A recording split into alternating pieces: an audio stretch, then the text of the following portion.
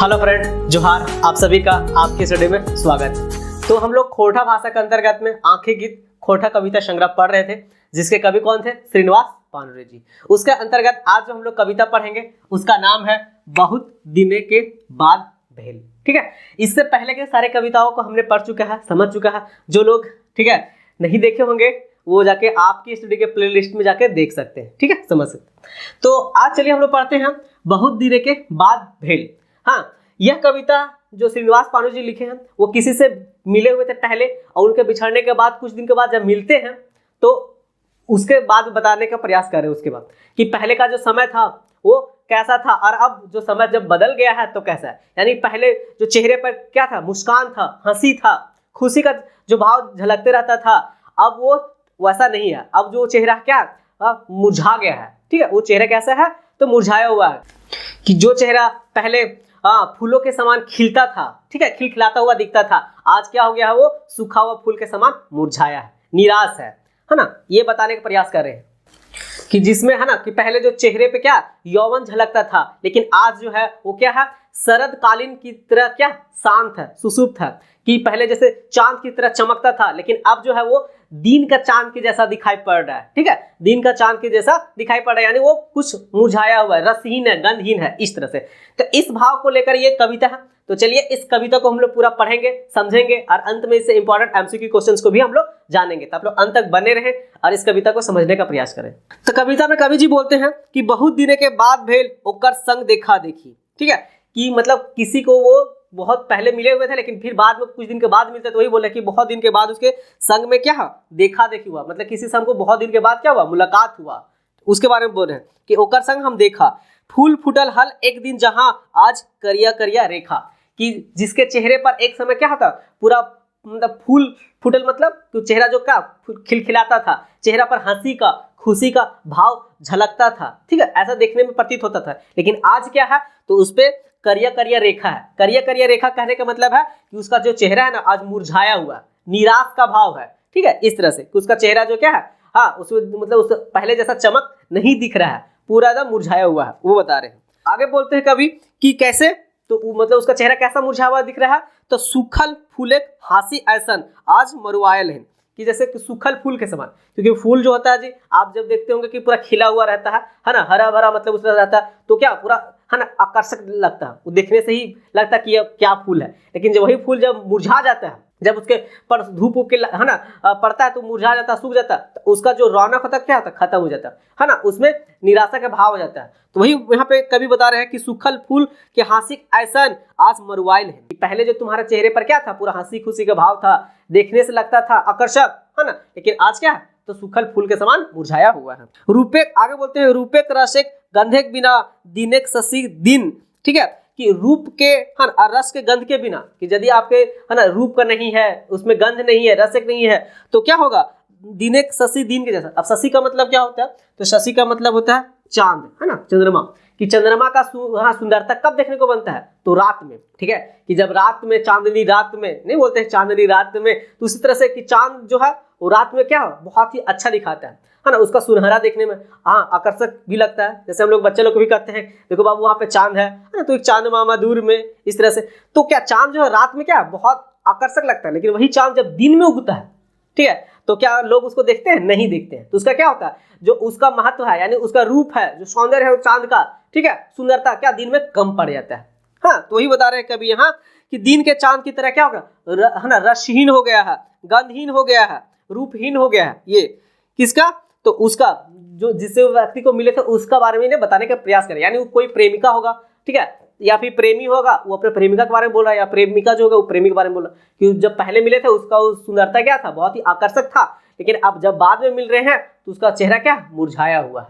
ठीक है, रूपहीन लग रहा है, निराश भाव लग रहा है, इस तरह से। आगे बोलते हैं कि आज हो वो है जी एक साथ ताका ताकी देखा। बोलते कभी कि आज भी हमारा जीने का जो इच्छा है ना वो उसी जैसा है जैसा हम पहले मिले थे। ठीक है, उस समय हमारा कैसा था चेहरा, हाँ, कि पूरा आनंददायक, है ना, खूबसूरत वाला, हाँ, चेहरे पर पूरा हंसी का, खुशी भाव था, वैसा ही उसी तरह से हमेशा जीने का हमारा क्या इच्छा है। मतलब जिए के साथ का मतलब जीने का इच्छा है। ताका ताकी कि हम इधर उधर देखा करते थे, हाँ, कि सारे तरफ चारों तरफ, तो वो जो सुंदरता होता था उसी टाइप से है ना, जो मन को लुभाने वाला होता था वही तरह से हम देखना चाहते हैं। हमारा जो जीने की इच्छा है ना वो उसी प्रकार है कि आजो वह जिए साथ ताका ताकि देखा। आगे बोलते हैं शरद कालिक नदी ऐसन आज सुस्त शांत। अभी जो है वो शरद कालिक का मतलब होता है ठंड का मौसम है ना, जैसे जाड़ वाला हो जाता है ये, तो उस समय क्या होता है जो नदियां क्या हो जाती है शांत हो जाती है। तो ये बोल रहा है कि शरद कालिक नदी ऐसन आज सुसुत शांत, जो उस मौसम जो होता है क्योंकि उस समय क्या नदियों में पानी वानी भी कम हो जाते हैं तो सुसुत हो जाता है, शांत हो जाता है। तो उस तरीके के नहीं है ना, तो उस कि शरद कालिक नदी ऐसा सास सुसुत शांत नहीं रहना है, हमको जीना है किस तरह से है तो मतलब हंसी खुशी के भाव के रूप में जीना है, ये बता रहे हैं। कि आगे बोलते हैं कि पथिक से जीवन पथ थकल हारल कलांत, ठीक है, कि जो बचा खुचा हुआ जो जीवन होता है ना, पथिक शेष जीवन का मतलब जैसे पथिक मतलब होता है रास्ता नहीं, राहगीर जैसे कहीं जा वो रहा तो उसका जो शेष जीवन बचा हुआ ना उसके बारे में कवि जी यहाँ बताने का प्रयास कर रहे हैं कि पथिक शेष जीवन पथ यानी जो बचा खुचा जो जीवन होता है ना, जो थक हार चुके है ना, कि जैसे जीवन हम जी रहे हैं लेकिन कुछ जो बचा हुआ वो क्या थक चूक करके हार चुके हैं। तीसरे में बोलते हैं कि पथिक शेष जीवन पथ थकल हारल कलांत। कलांत का मतलब समय के दरमियान धीरे धीरे क्या होता है हम लोग उस चीज को थक हार जाते हैं जीवन से, नहीं बोलते कि थक हार चुके हैं अब क्या होगा आगे। तो उस प्रकार से यहाँ समझाने का प्रयास कर रहे हैं कि आज कहाँ समर्पणिक भाव अनुयाय विनय रेखा, हाँ बहुत दिन के बाद भेल ओकर संग देखा। कि आज जो है ना समर्पण का भाव नहीं होता है, ठीक है, कि पहले के लोग यदि किसी से मिलते थे गला जहाँ किसी से मिलते थे तो क्या होता था ना, तो उसका जो मिलने का जो भाव होता था वो क्या था बहुत ही है ना अलग होता था, समर्पण का भाव होता था, ठीक है, मिलते थे। आजकल क्या है थोड़ा सा हाय हेलो में ही खत्म हो जाता है। हाँ, अनुनय विनय का मतलब होता है ना कि जैसे जब एक व्यक्ति दूसरे व्यक्ति से क्या मिलते हैं तो उस तरह से कि पहले पूरा क्या था खुशी का माहौल हो जाता था कि अरे बहुत दिन के बाद मिले हैं इस तरह से, लेकिन अब क्या है अब वैसा नहीं होता। हाँ मिले ठीक है थोड़ा सा हाय हुआ उसके बाद वो अपना काम में लग जाते हैं। तो वही यहाँ पे कवि बता रहे हैं कि आज कहाँ समर्पणिक भाव अनुनय विनय रेखा बहुत दिन बाद भेल ओकर संग देखा, कि आज बहुत दिन के बाद हम उससे मिले हैं। तो यह जो कविता था ना इसमें कवि जी ने बताने का प्रयास कर रहे थे कि वो जब किसी व्यक्ति से मिले हुए थे बहुत दिन के बाद मिलते हैं तो उसका जो सौंदर्य है रूप में क्या होता है ना अलग दिखाई पड़ता है। पहले उसके चेहरे पर क्या हंसी खुशी का भाव हुआ करता था, ठीक है, चेहरा खिलखिलाते रहता था, चेहरे पर मुस्कान। तो कवि जी ने इस कविता के माध्यम से ये बताने का प्रयास कर रहे थे कि जो चेहरा जब पहले हम किसी से मिले थे तो उसका जो चेहरा क्या था पूरा हंसी खुशी का भाव था, चेहरे पर मुस्कान था, चेहरे पर मुस्कुराहट था, ठीक है।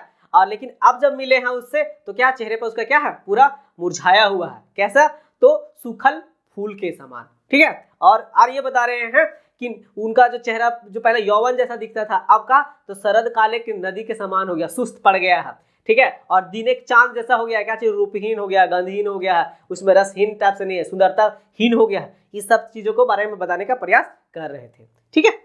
तो ये था कविता। अब चलिए आगे इससे कुछ इंपॉर्टेंट एमसीक्यू क्वेश्चंस को भी हम लोग जान लेते हैं, समझ लेते हैं। तो इससे हाँ ना संबंधित जो पहला क्वेश्चन है वो है कि बहुत दिन के बाद भेल कविता रचवैया कौन है, ठीक है। इससे इंपॉर्टेंट क्वेश्चन ये पूछा जा सकता है क्योंकि देखिए इसमें ना ये जो आंखें गीत खोटा कविता संग्रह है इसमें कविताओं की संख्या क्या है बहुत ज्यादा है, यानी 72 है। तो एग्जाम में ज्यादा डीप नहीं पूछेगा इससे, है ना। ये पूछा जा सकता है कि ये कविता जो है इसके रचवैया कौन है, यानी लेखक कौन है, कवि कौन है, ये हो जाएगा दूसरा। हाँ, दूसरा क्वेश्चन कि ये जो कविता कौन सा कविता संग्रह से सम्मिलित है। सो है ना, इस टाइप का जो कुछ इंपॉर्टेंट क्वेश्चन है क्योंकि इसका बीच का लाइन नहीं पूछेगा ज्यादा क्योंकि लाइन याद रखना मुश्किल भी है ना। इस तरह से तो पहला क्वेश्चन है कि बहुत दिन के बाद भेल कविता का रचवैया कौन है, इसके कवि कौन हो जाएगा आंसर, तो श्रीनिवास पांडुरंग जी। तो ये याद रखना है, श्रीनिवास पांडुरंग जी के बारे में हमने सब कुछ समझ चुका है, जान चुका है। जो लोग नहीं देखे होंगे वो आपकी स्टडी के प्लेलिस्ट में जा करके है ना इनके जीवनी को देख सकते हैं, समझ सकते हैं, ठीक है। वहां पे हमने इनके बारे में पूरा डिटेल से बताने का प्रयास किया, समझाने का प्रयास किया है, तो आपको समझ में आ जाएगा वहां से। दूसरा क्वेश्चन है कि बहुत दिन के बाद भेल कविता के कौन किताबें गोछावल गेले, यानी कौन किताब से सम्मिलित है। तो किसमें सम्मिलित है, आंखिक गीत, है ना, आंखिक गीत जो खोटा कविता संग्रह है, ठीक है, उसमें। इसका रचना बछर कब था, ये याद रखना है कि ये जो कविता है ना संग्रह आंखिक गीत उसका रचना बछर यानी कवि जी ने इसको लिखा कब था, तो याद रखना 1964 के दरमियान लिखे थे ये, ठीक है। 64 के है ना, जब वो शुरुआत में कविता लिख रहे थे तो वो उस समय लिखे थे, इसीलिए इनको आदि कवि के रूप में भी जाना जाता है। लेकिन इसका जब प्रकाशन जो होता है ना तो पहले प्रकाशन याद रखना ये 2000 में होता है, ठीक है। किताब छपता है 2000 में लेकिन इसका रचना बछर 1964 है, तो ये चीज को याद रखना है पूरा। अगला क्वेश्चन है आंखें गीत खोटा कविता संग्रह कर भूमिका कौन दिले है। जैसे ये आंखें गीत खोटा कविता संग्रह है ना, इसका भूमिका कौन दिए थे, तो भूमिका कौन दिए थे, तो भूमिका दिए थे नारायण महतो, याद रखना नारायण महतो कौन थे, तो नारायण महतो इनके दोस्त थे, किनके, तो श्रीनिवास पांडुरंग जी के बचपन के दोस्त थे, तो याद रखना। इन्होंने ही, क्योंकि दोनों साथ में पढ़ा लिखा करते थे, तो उन्होंने बोला कि नहीं ये भूमिका लिखे थे इस कविता में। अगला है श्रीनिवास पांडुरंग जी के अक्खई बोर कौन कहले हथिन।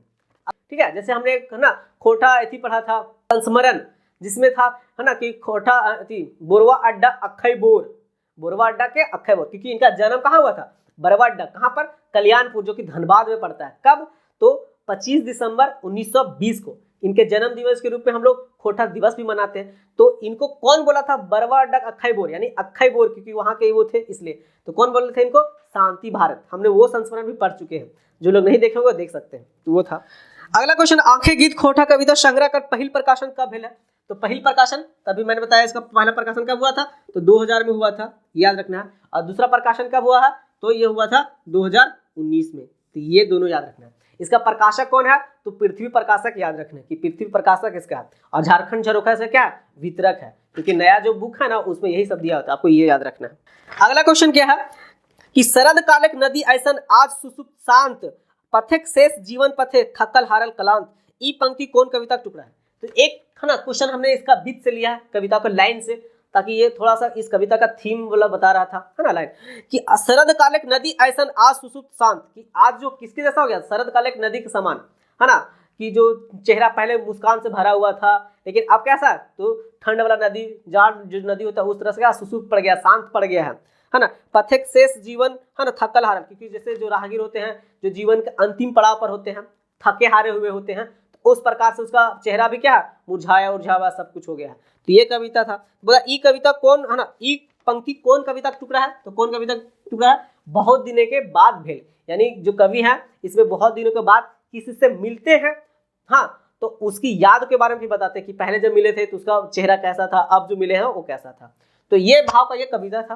ठीक है, तो ये इससे कुछ इंपॉर्टेंट एमसीक्यू क्वेश्चन था जी। ठीक है, मैं आशा करता हूँ कि आपको अच्छा लगा होगा तो इसे लाइक करें और हमारे चैनल को सब्सक्राइब भी करें, और कमेंट बॉक्स में जरूर बताएं कि आपको ये कविता कैसा लग रहा है। धन्यवाद।